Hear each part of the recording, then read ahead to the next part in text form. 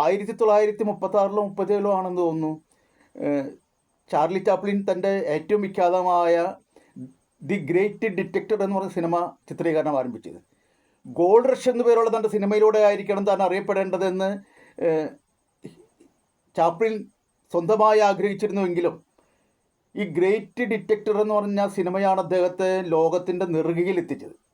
അതിനുള്ള പ്രധാന കാരണം അപ്പോഴേക്കും ക്രൂരനായ സ്വേച്ഛാധിപതി, ക്രൂരനായ ഏകാധിപതി എന്ന് ലോകത്തിൽ അറിയപ്പെട്ടു കഴിഞ്ഞ ജർമ്മനിയിലെ അഡോൾഫ് ഹിറ്റ്ലറെയാണ് ഈ സിനിമയുടെ കേന്ദ്ര കഥാപാത്രമാക്കി. ഇത് ഡബിൾ റോളാണ് അദ്ദേഹത്തിന് ചാർലി ചാപ്ലിൻ ചെയ്തത്. ഒന്ന് ഹിറ്റ്ലറായിട്ടും മറ്റൊന്ന് ചാർലി ചാപ്ലിൻ തന്നെയായിട്ടുമാണ് അതിൽ വരുന്നത്.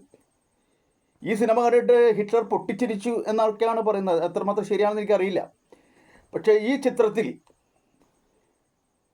ഒരു ഏകാധിപതിയും കോമാളിയുമായ ഒരാളായിട്ടാണ് ഹിറ്റ്ലറെ അദ്ദേഹം ചിത്രീകരിക്കുന്നത്.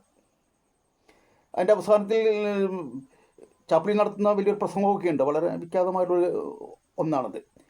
പക്ഷേ ഈ സിനിമയിൽ അതിനിടയിൽ രണ്ടാം ലോക മഹായുദ്ധം ആരംഭിക്കുകയും ചെയ്തു. അപ്പോൾ ഈ സിനിമ കണ്ട പലരാളുകൾ ഒരു കാര്യം ചോദിച്ചു, എന്തുകൊണ്ടാണ് ഹിറ്റ്ലർ നടത്തിയിട്ടുള്ള ജൂത കൂട്ടക്കൊലയെക്കുറിച്ച്, ജൂതന്മാരെ, ലക്ഷക്കണക്കിന് ജൂതന്മാരെ ഗ്യാസ് ചേമ്പറിലും അല്ലാതെയും ചുട്ടുകൊല്ലുകയൊക്കെ ചെയ്തിട്ടുള്ള അതിക്രൂരമായിട്ടുള്ള ചെയ്തികളെക്കുറിച്ച് എന്തുകൊണ്ടാണ് ഈ സിനിമയിൽ ചിത്രീകരിക്കാതിരുന്നതെന്ന് ചാപ്ലിനോട് ചോദിച്ചു.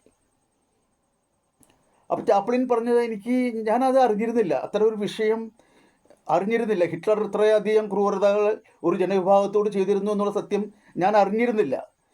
പക്ഷെ ഇപ്പോൾ തോന്നുന്നു അങ്ങനെ അറിയാതിരിക്കുന്നതും നന്നായി. അതുകൊണ്ടാണ് എനിക്ക് ഗ്രേറ്റ് ഡിറ്റക്ടർ പോലുള്ളൊരു ഹാസ്യ സിനിമ സൃഷ്ടിക്കാൻ കഴിഞ്ഞത്. ഒരു ഏകാധിപതിയെ പരിഹസിക്കുന്നൊരു സിനിമ ആണല്ലോ അത്. പക്ഷേ ഈ ക്രൂരതകൾ മുഴുവൻ ഞാൻ അറിഞ്ഞിരുന്നെങ്കിൽ എനിക്ക് സിനിമ ഹാസ്യമായിട്ട് ചെയ്യാൻ കഴിയില്ല. കാരണം ക്രൂരത ഒരിക്കലും ഹാസ്യത്തിന് വിധേയമാക്കാവുന്ന ഒരു പ്രമേയമല്ല അത്. അതുകൊണ്ട് ക്രൂരതയെ ഹാസ്യവൽക്കരിക്കുക സാധ്യമല്ല. അപ്പോൾ ആ രീതിയിൽ ഞാനത് അറിയാതിരുന്നത് വളരെ നന്നായി എന്നാണ് പിന്നീട് ഹിറ്റ്ലർ പറഞ്ഞത്. എക്കാലത്തും ഹിറ്റ്ലറുടെയും അദ്ദേഹത്തിൻ്റെ നാസിസ്റ്റ് പ്രത്യയശാസ്ത്രത്തിൻ്റെയും ഏറ്റവും വലിയ ശത്രുവായിരുന്നു ചാർലി ചാപ്ലിൻ. അതേസമയം അമേരിക്കയെ സംബന്ധിച്ചിടത്തോളം ഇദ്ദേഹം ഒരു കമ്മ്യൂണിസ്റ്റുകാരനാണെന്ന് പറഞ്ഞിട്ട് അദ്ദേഹത്തിൻ്റെ പൗരത്വം പോലും ഉണ്ടായി.